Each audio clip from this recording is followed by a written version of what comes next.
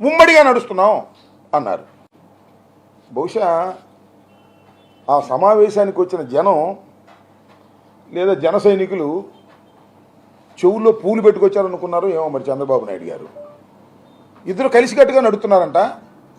మొత్తం 175 సీట్లు నుండి 24 సీట్లు పవన్ కళ్యాణ్ గారు పార్టీ ఇచ్చారు, 25 పార్లమెంట్ సీట్లు ఉంటే 3 ఇచ్చారు. ఇద్దరు సమానమే, కలిసికట్టుగా నడుస్తున్నామని చెబుతుంటే నమ్మాలి జన సైనికులు అనేటువంటి పరిస్థితుల్లో చంద్రబాబు నాయుడు గారు తన చాకచక్యాన్ని, తన మ్యానిపులేషన్ని ఉపయోగించి చెప్పేటటువంటి ప్రయత్నం చేశారు. చేయటంతో పాటు చాలా విషయాలు పాతవే మరీ మరీ గుచ్చి జగన్మోహన్ రెడ్డి గారిని విమర్శించేటటువంటి కార్యక్రమాలు చేసేటటువంటి వ్యవహారం చేస్తున్నారు. మేము అధికారంలోకి రాబోతున్నాం. పై ఇంకో మాట అన్నారండి, నాకు ఆశ్చర్యం వేసింది. ఈ పొత్తు మా కోసం కాదు, ఈ పొత్తు ప్రజల కోసం. నేను ముఖ్యమంత్రి కావడం కోసం కాదు. నేను ముఖ్యమంత్రి చాలాసార్లు అయ్యాను. నేను చంద్రబాబు నాయుడు, పవన్ కళ్యాణ్ గారు శ్రేయస్సు కోసం, ఇద్దరు శ్రేయస్సు కోసం, దానితో పాటు ప్రజల శ్రేయస్సు కోసం మేము వెళుతున్నాం తప్ప మేము రాజకీయాల కోసం లేదు, పదవుల కోసం వెళ్ళడం లేదు అన్నారు. మంచిదనయ్యా చంద్రబాబు నాయుడు గారు, మీకు పదవి మీద ఇంట్రెస్ట్ లేదు, మరి పవర్ షేరింగ్ గురించి మాట్లాడితే పోయేదిగా, నాకు పదవి అవసరం లేదు, ముఖ్యమంత్రి అవసరం లేదని. అది మాత్రం మా ఎక్కడన్నా బావా అంటే ఒప్పుకుంటాడు, కానీ వంగతోటగాడ బావా అంటే మాత్రం పవర్ విషయంలో మాత్రం తాను ముఖ్యమంత్రి తప్ప ఇంకోటి ముఖ్యమంత్రి అయితే ఒప్పుకోను కాక ఒప్పుకోను అనేటువంటి మాట బాడీ లాంగ్వేజ్లో చాలా క్లియర్గా వివరంగా చెప్పాడు. దాంతోపాటు ఇంకోటి ఏమన్నాయంటే, నేను అగ్నిని, నిప్పుకణాన్ని, అగ్నికి తోడు వాయువు తోడైంది, పవన్ కళ్యాణ్ తోడేది, ఇక చూసుకో మా పరిస్థితి ఎలా ఉంటుందో అన్నాడు. ఏమండి నేను చెప్తా ఉన్నా, ఒకసారి ఆలోచించండి. చాలామంది పెద్దలు ఉన్నారు కదా రాష్ట్రంలో, ఇది మంచి సామెతేనా? అగ్నికి వాయువు తోడైతే ఏమవుతుంది? నాశనం అవుతుంది. చాలామంది చెబుతారు అగ్ని దేవుడే, వాయువు దేవుడే, కానీ ఎలాంటి పోలికలు చెబుతారు తెలుసా? చాలా సందర్భాల్లో ఆ సన్నాసికి ఈ సన్నాసి తోడేయడరా నాశనం అయిపోద్ది అంటారు. అదే పద్ధతుల్లో అగ్నికి వాయువు తోడైంది, వీళ్ళిద్దరు కలిసి రాష్ట్రాన్ని, రాజకీయాన్ని సర్వనాశనం చేసేస్తారు అనే దానికి ఉపయోగించాలి తప్ప అగ్నికి ఆ వాయువు తోడైందంట జగన్మోహన్ రెడ్డి గారిని మార్చేస్తాం అనేటువంటి పద్ధతుల్లో పాపం సుదీర్ఘమైన రాజకీయ చరిత్ర కలిగినటువంటి చంద్రబాబు నాయుడు గారు ఇలాంటి చచ్చు సామెతలు చెప్పి ఏదో ఉత్సాహపరచాలనేటువంటి తాపత్రయంతో ప్రయత్నం చేసినట్టుగానే కనిపిస్తుంది తప్ప పసలేని ఉపన్యాసాలు. మీరు అందరికీ మనవి చేస్తున్నా, నిన్న జరిగిన సభ విజయవంతమైందో విజయవంతం కాలేదో నేను చెప్పాల్సిన అవసరం లేదు. ఒక్కసారి సిద్ధం సభలు చూడండి. 3 సిద్ధం సభలు నిర్వహించాం వైఎస్ఆర్ కాంగ్రెస్ పార్టీ నాయకత్వంలో. మా సిద్ధం సభలు ఎలా జరిగాయి, మీ సభలు ఎలా జరిగింది? ఇవాళ ఒక్కసారి చూస్తే సిద్ధం సభ విజువల్ చూడండి. నిన్న జరిగినటువంటి తాడేపల్లి గూడెంలో జరిగిన జెండా సభ యొక్క విజువల్ చూడండి. దాని మీద ఉన్న వేదిక మీద ఉన్నటువంటి వ్యక్తుల యొక్క ముఖాలు చూడండి, ఎంత నీరు గారిపోయినాయో. అసలు ఏంట్రా ఈ కర్మ అన్నట్టుగా. 4 గంటలకు ప్రారంభించాల్సింది 6 గంటల దాకా జనం రాకపోతే బిక్కుమంట వచ్చి మాట్లాడాల్సిన పరిస్థితి వచ్చింది అనేటువంటి మాటలు వినిపించాయి తప్ప ఎక్కడ ఉత్సాహం లేనటువంటి సందర్భమే అది కనిపిస్తుంది తప్ప ఉత్సాహాన్ని ఏ మాత్రం పెంపొందించినటువంటి సభగా తేల్చి చెప్పేశారు విశ్లేషకులని ఈ సందర్భంగా నేను మనవి చేస్తున్నా.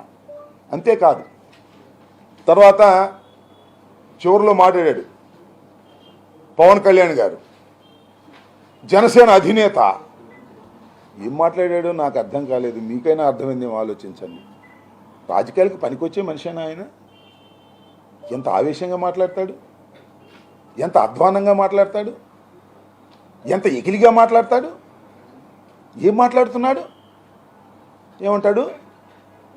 మఖ్యలు ఎదగదన్ని మడత మంచంలో పెడతావా? ఎక్కడ నేర్చుకున్నావా ఈ డైలాగు? ఎవరు రాశారు ఈ డైలాగు? త్రివిక్రమ్ రాశాడా? ఎవరు రాసిన డైలాగ్ చెప్తున్నావు? ఏం నాకు అర్థం కాదా? మీకైనా అర్థమైందా అని అడుగుతా ఉన్నా జన సైనికులారా. అంతేకాదు, ఇంకో మాట అన్నాడు, అసలు మనకి 24 ఏంటి, అసలు 24 తీసుకునే శక్తి ఉందా? ఎవరైనా ఒక రాజకీయ పక్షం పార్టీ పెట్టుకుంటే మా రాజకీయ పక్షానికి అపారమైనటువంటి బలం ఉంది, మా రాజకీయ పక్షాన్ని ప్రజలు మెచ్చుకుంటున్నారు, మాకు ఉద్దండులైనటువంటి సైనికులు ఉన్నారు, మాకు నాయకులు ఉన్నారు అని చెప్పుకుంటారే ఎవరైనా. ఏం కర్మయ్య ఇది, నాకు అర్థం కాలేదు. మనకు 24 సీట్లు ఇవ్వటమే ఎక్కువ? మనకు అసలు దమ్ముందా? మనకు అసలు బూత్ మేనేజ్మెంట్ చేసేవాళ్ళు ఉన్నారా? మన దగ్గర డబ్బు ఉందా? మనం 500 మందికి భోజనాలు పెట్టగలమా? అసలు మనం 24 సీట్లకు పోటీ చేయగలమా? మన పార్టీ ఇంత అధ్వాన్నంగా ఉందే. ఇంత అధ్వాన్నంగా ఉన్న పార్టీకి చంద్రబాబు నాయుడు 24 సీట్లు ఇచ్చాడే గొప్ప విషయమే అని చెప్పేటటువంటి ప్రయత్నమే చేశావే. ఏమిటి రాజకీయం నేను అడుగుతా ఉన్నా. జన సైనికులారా ఆలోచించమని మనం చేస్తున్నా. మా మీద విరుచుకుపట్టం కాదు, జగన్మోహన్ రెడ్డి గారి మీద విరుచుకుపట్టం కాదు, చంద్రబాబు నాయుడు గారిని దేహి అని నేను తీసుకొచ్చాను 24 సీట్లు అనేటువంటి పద్ధతుల్లో మాట్లాడుతున్నామంటే సిగ్గుందా లేదా నేను అడుగుతా ఉన్నా. నిన్ను నమ్ముకున్నటువంటి జన సైనికుల పరిస్థితి ఏమిటని అడుగుతా ఉన్నా. ఏం దుర్మార్గం ఇది నాకు అర్థం కాదు. అంతేకాదు నన్ను ప్రశ్నిస్తారా? ఏందయ్యా నాకు అర్థం కాలేదు. ప్రశ్నించడానికే పెట్టిన రాజకీయ పక్షం అన్నావే, ప్రశ్నించడం ప్రజాస్వామ్యంలో హక్కు అన్నావే, నన్ను ప్రశ్నిస్తారా? నన్ను ప్రశ్నించేవాడు నాయకుడు ఉండొద్దు. పోండి, నన్ను ప్రశ్నించేవాళ్ళు. నన్ను మెచ్చుకునేవాడే నాయకుడు ఉండాలా. అది 24 సీట్లు ఎందుకు తీసుకుని అడిగితే ఒప్పుకోను నేను. ఏమిటిది? ఈ దుర్మార్గం ఏంటి? ఈ అన్యాయం ఏంటి? ఈ అక్రమం ఏంటి? ఇదేనా రాజకీయాలు? నేను చాలా సందర్భాల్లో చెప్పా, ఇప్పుడు కూడా చెప్తున్నా. పవన్ కళ్యాణ్ అనే వ్యక్తి, నాకు గౌరవమే పవన్ కళ్యాణ్ గారు అంటే, నాకు ఏ విధమైనటువంటి అగౌరవం లేదు. చిరంజీవి గారి తమ్ముడు, మంచి సినిమా యాక్టరు, బ్రహ్మాండంగా సినిమాలు ఆడతాయి. మా కులంలో పుట్టినవారు, అగ్రస్థానానికి వెళ్ళిన వాళ్ళు సమాజంలో ఒక రంగంలో, వీఆర్ లైక్ దెమ్. బట్ కానీ నువ్వు చేస్తున్నది ఏమిటయ్యా నాకు అర్థం కాలేదు. నిన్ను నమ్ముకున్న వాళ్ళు, మేము నమ్ముకోవాలా, ఎందుకంటే నీ సంగతి మాకు తెలుసు కాబట్టి. నిన్ను నమ్ముకున్న అమాయకమైన జనం ఉన్నారే, నిన్ను నమ్ముకున్న కులస్తులు ఉన్నారే, వాళ్ళేదో నువ్వు ముఖ్యమంత్రి అవుతావు అనుకున్నారే. ముఖ్యమంత్రి కాకపోతే కాపోయావు, అసలు ముఖ్యమంత్రికి పనికిరారు అనేటువంటి పద్ధతుల్లో నువ్వు మాట్లాడుతున్నావంటే, నేను అనేక సందర్భాల్లో చెప్పా, ఒక రాజకీయ నాయకుడిగా, ఒక కాపు కులానికి చెందిన వ్యక్తిగా నేను అనేక సందర్భాల్లో చెప్పా, పవన్ కళ్యాణ్ గారు రాజకీయాలకు పనికిరాని వ్యక్తి. పవన్ కళ్యాణ్ గారికి రాజకీయాలు తెలియవు. పవన్ కళ్యాణ్ గారిని నమ్ముకుంటే కుక్క తోక పట్టుకొని గోదావరి ఈదినట్టే. సోదరులారా నమ్మకండి అని అనేక సార్లు చెప్పాను నేను. అయినా సరే మా పవన్ కళ్యాణ్ సీఎం కావాలన్నారు. ఇవాళ అరవండి అని అడుగుతా ఉన్నా. పవన్ కళ్యాణ్ సీఎం కావాలని కోరుకునేవాళ్ళు ఇవాళ పవన్ కళ్యాణ్ సీఎంగా చూడలేకపోతే, కనీసం వినలేకపోతే చంద్రబాబు సీఎం అని అంటారా అని అడుగుతా ఉన్నా. చంద్రబాబు సీఎం అని అనండి. వాళ్ళ ఇలాంటి పరిస్థితి ఎందుకు దిగజారిపోయిందో మీ రాజకీయ పక్షం ఆలోచించమని మనం చేస్తున్నా. దుర్మార్గమైనటువంటి రాజకీయాలు. అదేమంటే ఏయో చెప్తున్నాడు. ఏమంటాడు? ఏ జగన్ అరుపు. ఏం జగన్ అండవు. ఏ జగన్, నాలో మంచితనాన్ని చూశావు, నాలో శాంతిని చూశావు, ఇక చూస్తావు. ఏం చూస్తావా?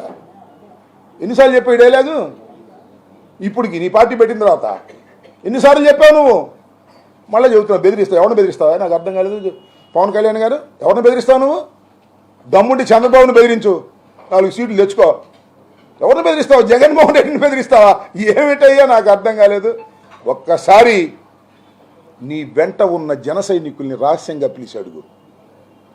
చంద్రబాబు గొప్పోడో జగన్ గొప్పోడో వాళ్ళ అంతరాత్మ నుంచి చెప్తారు. జగన్ వీరుడని చెప్తారు. ఏ కాకైనా జగన్ పోరాడగలిగిన శక్తి ఉందని చెప్తారు. ఎవరిని దేహి అనుకోకుండా ముందుకు వెళ్ళగలిగిన శక్తి సామర్థ్యాలు ఉన్నటువంటి రాజకీయ నాయకుడు జగన్ అని చెప్తారు. ఈ రాష్ట్రాన్ని 5 సంవత్సరాలు పరిపాలన చేయటమే కాదు, మళ్ళా రాబోయే కాలంలో పరిపాలన చేయటానికి ప్రజల మన్నన పొందుతున్న వ్యక్తి జగన్ అని చెప్తారు. గుర్తుపెట్టుకో, నీ వెంట ఉన్నటువంటి జన సైనికులకు సైతం. Please subscribe .news.